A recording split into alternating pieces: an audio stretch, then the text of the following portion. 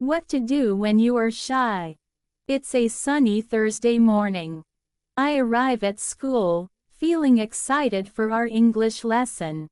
Our teacher, Mrs. Anna, always makes the class interesting. Today, something very special happens during the lesson.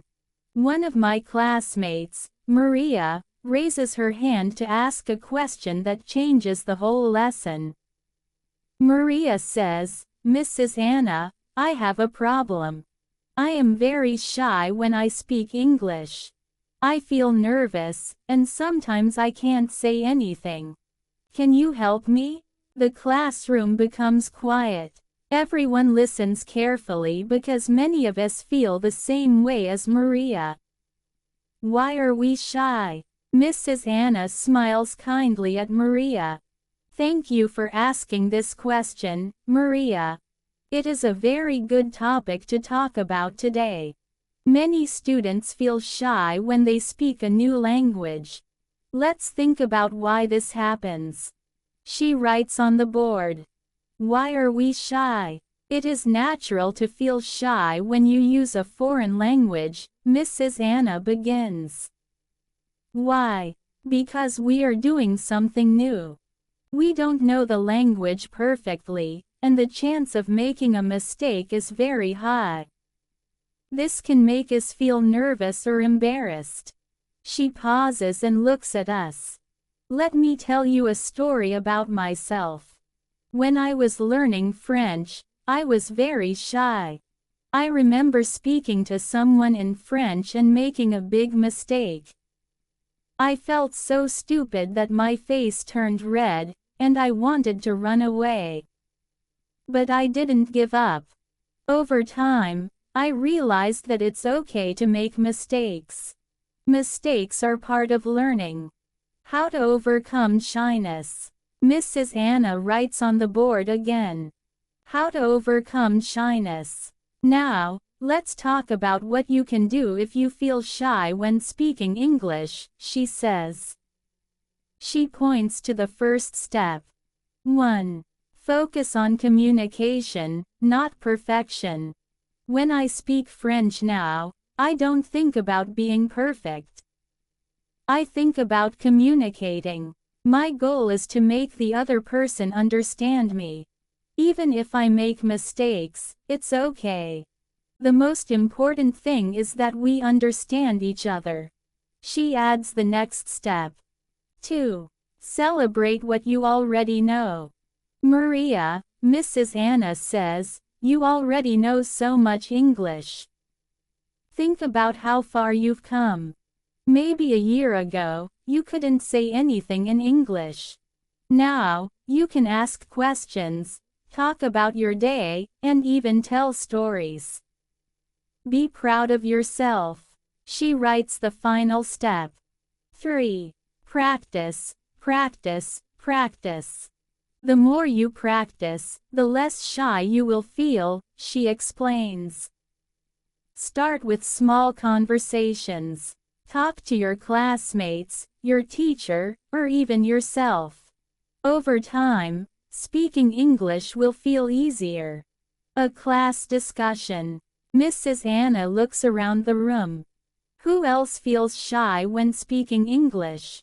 Almost everyone raises their hand. Carlos, another student, says, I feel shy because I don't want people to laugh at me if I make a mistake. Mrs. Anna nods. That's a common feeling. But remember, most people will not laugh at you. They will respect you for trying. And if someone does laugh, that says more about them than about you. Be proud that you are learning a new language. Another student, Lily, says, I feel shy because I don't know all the words. When I can't find the right word, I stop talking. What to do when you don't know a word? Mrs. Anna smiles at Lily. This is another great question. What can you do when you don't know a word? First, don't stop talking. Instead, try to describe the word with the vocabulary you already know. She writes an example on the board. Word. Key. Imagine you don't know the word key. You can say, it is a small thing for opening a door. She continues, this is called paraphrasing, and it's a very useful skill. You do this in your own language, too, when you forget a word. With practice, you can do it in English as well. Thinking aloud. Mrs. Anna gives us a tip. There's a technique called thinking aloud. When you don't know a word, say what you are thinking out loud. For example, if you want to say, key, you can start with, it's something small. I use it for my house or my car. By thinking aloud, you give yourself time to find the right words. She looks at us. Let's practice this now. Think of something in your bag. Don't say the word. Instead, describe it. We all try the exercise. I describe my water bottle as a thing for drinking water. It is made of metal and has a cap. It's fun, and it helps me feel more confident. Maria tries again. At the end of the lesson, Maria raises her hand again. She says, thank you, Mrs. Anna. I think I can try to be less shy now. I will focus on communication, not perfection. And I will practice more.